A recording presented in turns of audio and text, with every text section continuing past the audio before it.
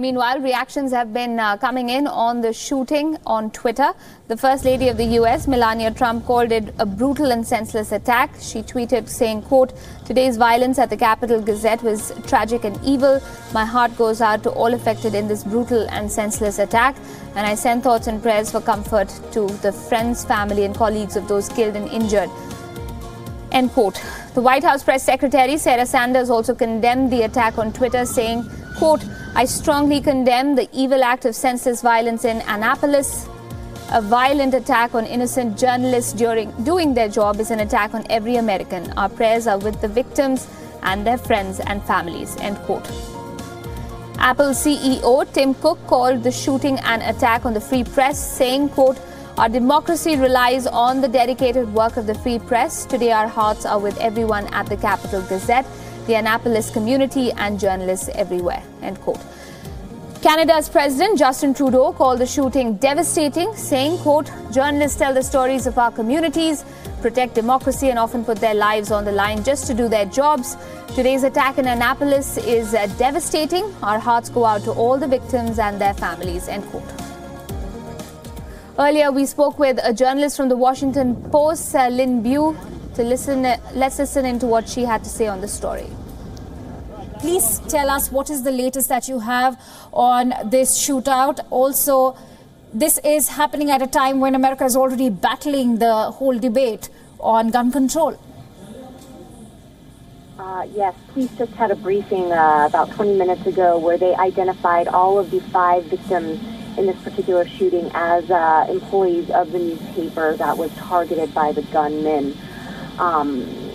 The suspect in this particular case appears to be someone who had been engaged in a lawsuit with the newspaper claiming defamation, and he had recently lost his complaint.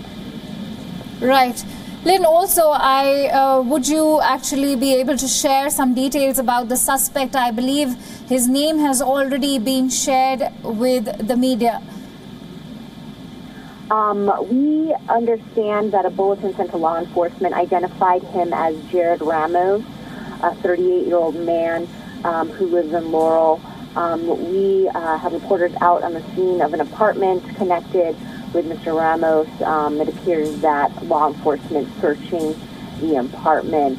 Not sure if they found anything yet, but reports indicate that he had entered the offices of the newspaper with a long gun, shotgun, and shot through the newsroom doors and targeted employees. And our correspondent in the United States, Andy Roseden, sent us more on the story. Once again, after a mass shooting, Americans are asking the question, why? Here's what we do know. The suspect, a white male, apparently shot his way into the building that houses the Capitol Gazette. That's the daily newspaper of the capital city of Maryland in Annapolis. And apparently, he started shooting, and authorities responded very quickly, within a minute or so. But by the time they did, there were several dead and injured as well. Of those killed, 4 of them were killed right there in the building.